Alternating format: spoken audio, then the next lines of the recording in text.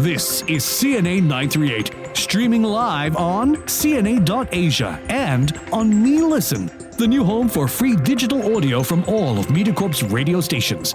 As well as listening live, you can also log on for podcasts and other interactive features. Well, how about this? The multiverse is beckoning. Simply put, the metaverse will allow us to interact in virtual universes. And now Asia's first graduate and corporate training provider school will soon enter the metaverse. It's based here in Singapore too. We're talking about Aventis Graduate School, and they're doing this to make education more accessible across Southeast Asia. So Aventis is partnering with Multiverse Labs to help build and provide the tech for this new world, and Smobler Studios will be designing this virtual campus. Smobler Studios is a virtual architecture and creative agency. So let's speak with its co-founder, Dr. Loretta Chen. Hey, Dr. Chen, congratulations on inking the metaverse agreement with Aventis. Could you give us some examples, though? Because we're thinking that students can use their avatars to study and interact with others just by wearing their VR headsets in whichever country they're in. Hey, folks, it's just so nice to be back on again. I mean, let's just talk about the evolution of where we are now, right? I'm literally zooming in, having this call with you in my bedroom, and parents are outside the kitchen listening in, right? This would have been like impossible just a couple of years ago, right? I mean, I think there's a great Lenin saying that says, you know, there are decades when nothing happens and there are weeks when decades happen, right? And I think this is just a great sort of summation of where we are, right? The fact that we are now sort of being able to take Aventis Metaverse and make it a reality. And I think the first myth I really want to debunk is the fact that, first off, I have a pretty huge head. I don't think that all of us are going to be walking around with a really bulky headset. I think one of the first myths I really want to debunk, that I think when Mark Zuckerberg did his big announcement in October, I think he said like that's the only way to enter the metaverse. And that's actually a fallacy that I really want to share with all our audience and listeners, that there's so many ways of entering the metaverse, right? The whole point about the metaverse is to make it a little bit more immersive, interoperable, and allows us to bring all of ourselves in. If you think of Web 1 being the age of information and Web 2 being the age of interaction with social media, then Web 3 it should be more immersive and really a lot more accessible and immersive. So you can enter technically the metaverse through your mobile device, through an app, through a web browser. So that's the first myth I want to debunk. And to your point, I think we've been incredibly proud and humbled to be able to partner Multiverse AI as well as our partners Aventis to take education into the forefront of technology, right? I think for me as an educator, one of the things that really pains me is just how incredibly expensive education has become. And just this ability to democratize and make education so much more open, accessible is really exciting for us. So phase 1 will be opening Aventis in Sandbox Cobbleland, and we're going to open its alumni hub. So this allows all its alumni to come in and hobnob and network. And then we'll be working with Multiverse to create a hyper-real campus. It's a photorealistic hyper-real campus, and we're really excited to work with our partners at Multiverse and really sort of push technology to its frontier. So hopefully all of us would be in the Aventis metaverse. What do you think when people say the metaverse or the multiverse is going to be a place where scammers will also be, they'll be there to try and cheat us of our money? Yeah, Lance, I think that's a very fair comment, right? I think that with every technology and with every sort of new sort of evolution with anything, right? I mean, if you look into any sort of, there's so many scams, right? I mean, there are even scams in some of our most established banks in Singapore, which we shall not name. But I think the point is, wherever there's opportunity, there'll always be scammers. So for us at Smobler, we are really specific and dedicated to finding partners that we trust. In fact, what we categorically started doing is when we decided that we were going to go into this space in a big way, we sought out partners that we trusted, right? First off, we are already brand builders since 1992. So this is really not new to us. We're just sort of extending the trajectory of where we're building, right? From real world into what we call the experience economy to the social media economy to now the metaverse, right? That's about fundamentally finding great people to work with. I mean, for me, as a founder of Smolder, I truly believe that technology should serve humans.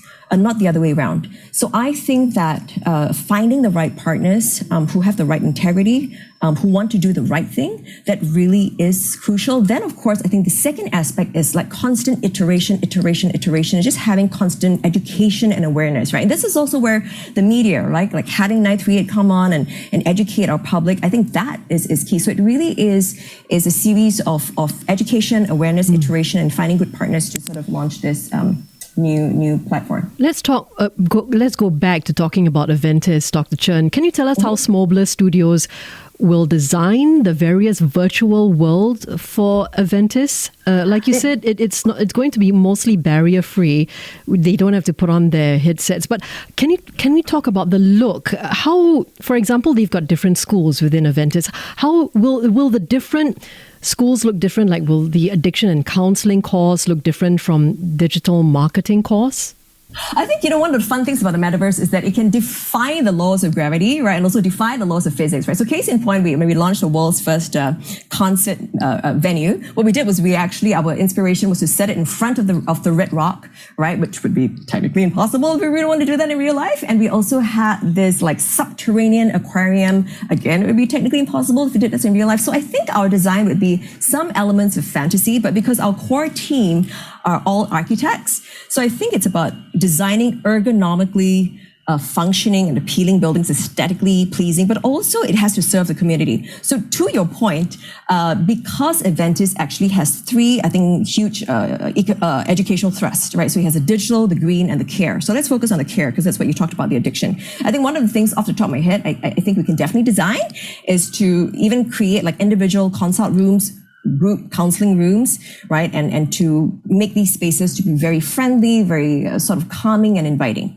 And so I think these are, and we could even create like gardens or Zen gardens and enhance that in a way that might be impossible in real world and real world economics, right? Yeah, so I think that could be a fun thing that we would venture into. And then I think they also have another course that we're excited about, which is a digital marketing course. So for that one, again, because we're brand storytellers, we're thinking that we can create these really immersive learning experiences. We can gamify it. There can be like daily quests.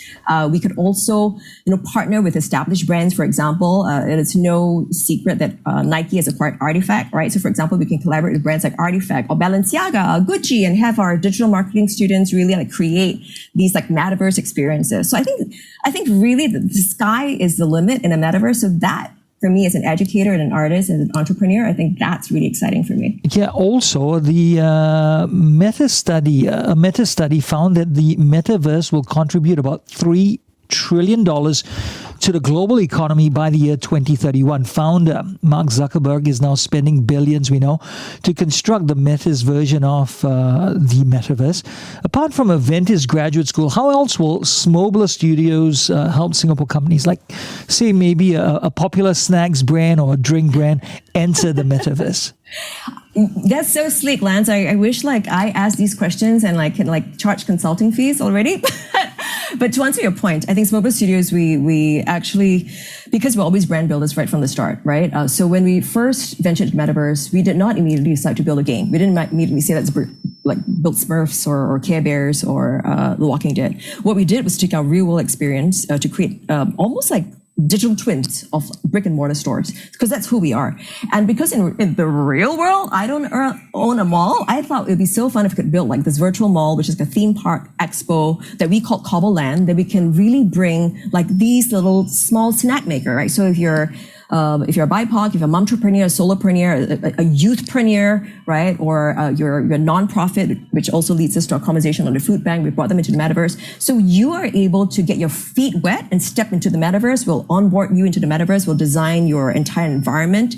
So I think this is something that we're very excited about doing, because I think that the real world, as we know, it can be really expensive because rents can be very extravagant and cost prohibitive. It could also be geographically challenging for folks to travel sometimes. So I think the metaverse really allows us to really democratize the entrepreneurship space as well and allow for newer players to come into a space, right? I mean, already you've seen real life examples of, like Love Bonito, for example, starting as a Web 2 company and then turning into a brick and mortar store. So I think that you're going to see more and more of these sort of from metaverse to mortar stories. So I think that's something we're really excited about, being able to shape the industry and be a change maker. All right. And you're also helping non-governmental organizations because in April, Smobbler Studios worked with NGO Food Bank Singapore to raise funds. And this was done through auctioning of Smobbler design NFTs on non-fungible token artworks and teaching this food bank to accept cryptocurrency donations. Just now, Lance talked about certain kinks, if you like, dangers of working in the virtual worlds, living in the virtual world. So we want to talk about that still. How do you help these companies, especially Food Bank Singapore, now that cryptocurrency is on the decline, but at least for now, we must add? Yeah, great question, right? I think first off, in any kind of a crypto winter or any kind of winter, right? I think it of course rules out or weeds out the sort of folks that are just here to just like do like pump and dump, right? So the people that really remain are people that really want to build in the space, right? So that's one. So I think that for any kind of little winters that we see, there's always it could be a fire sale for others, right? There's always in every crisis there's opportunity, right? So that is a fact. And the other, to your point, is what we really did for the food bank was really to say we wanted to use it as an educational platform to get people to understand that you can now actually utilize your hot wallets or utilize cryptocurrency for good. We also know that lots of younger people, digital natives, who have actually made some money from the crypto boom, and they are willing to give. Right. So what we did was to create this campaign where we actually had our digital ambassador, Young Raja, who himself is a huge metaverse enthusiast. So we had him as our ambassador. We also created these workshops where we actually had our own NFT consultant really share with the public, like how do you create a hot wallet? How do you mint your own NFTs? And I think, again, to your first point, it really is a constant reminder, iteration, education, awareness so that people know not to fall for scams. And to be honest, even I have been scammed, right? I think sometimes that's part of learning, right? So I think start small, work with people you trust, and always reach out to ask, right? And that's why we also choose to work with established partners. So for example, now we're talking to NVPC, right? So I think it's about getting started, and then eventually some of the bigger players are already talking to us about creating and bringing metaverse for good and taking charities into the metaverse space. You got scammed. I did. You've got to tell us how exactly you got scammed. I totally got scammed. So I saw like, oh my gosh, there's this like artwork by this like women's artist that I really like. Can't remember her name anymore. And I went in and I bought it. And then it felt really strange because the minute I clicked it, you have this moment, Lance, where you're like, it's like, okay, it feels strange. Like instinctively I did. And then I checked my wallet and I was like, the artwork is not there. And I was like, this is so bizarre. And I called my co-founder and he said, you got scammed. Oh no. Yeah. An so, NFT? and that's the best way. Yeah. So, seriously, that's just like the best way of learning. Sometimes it's like never again, right? So now I ask, I make sure I do my homework, I check. So as with all things, right? There's always like a little learning process. I mean, nothing to fear. I mean, like I said, start small, right? Don't go out and buy a Basie, right, for $250,000 in your first try, right? Well, Dr. Chen, talking about artists, your brother is a former actor, now businessman and artist, Edmund Chen. He spoke to us last year about his bottle cap mural at Science Centre. So how much would the both of you be open to a collaboration using his artwork and celebrity status with Smobbler Studios to create NFTs for charity? And can I just plug, he's a 61-year-old uncle, right? In the Straits Times, just put 61-year-old uncle and put us all I saw to his shame. abs. Wow. Oh my It's really goodness. like Wash my clothes. I lifted my t-shirt. Kenla. I lifted my t-shirt and I looked at myself in the mirror and I looked at your not husband, My your brother. Sorry, your brother, and I'm going, oh my goodness. You've got one ab. Yeah, one very big ab. Unimpressive though. I shall not comment on that, Lance. But to be fair, I think my brother works hard at it. You know, he really believes in a healthy lifestyle. But I think it's a healthy life, healthy mind. I think he's always really believed in going green, going environmental. And in fact, a little known fact, I'm not even sure if we really talked about this, but he's actually currently the world's Guinness Book record holder for the longest painting in the world. So what he did was that, because after the painting was done, it was 611 meters long. So what he realized was that he auctioned off quite a large chunk of it, right, for charity. And then he realized that a lot of the pieces of art were started disintegrating. So this actually gave him an idea to create an NFT. So he started learning at 61 years old. He started learning how to do digital art from my nephew, actor Chen.